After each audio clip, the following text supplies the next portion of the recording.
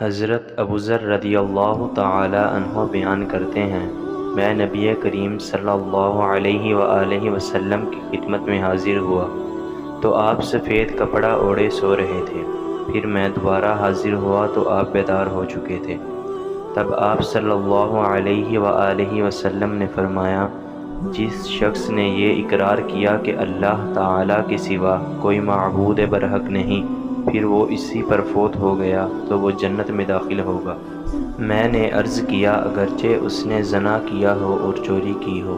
آپ صلی اللہ علیہ وآلہ وسلم نے فرمایا، اگرچہ اس نے زنا کیا ہو اور چوری کی ہو۔ میں نے پھر عرض کیا، اگرچہ اس نے زنا کیا ہو اور چوری کی ہو؟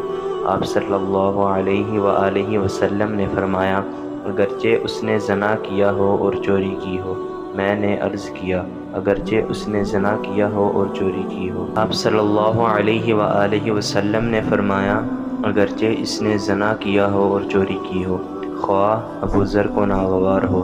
ابوذر رضی اللہ تعالی عنہ جب یہ حدیث بیان کرتے تو یہ الفاظ بھی بیان کرتے تھے، اگرچہ ابوذر کو ناگوار گزرے۔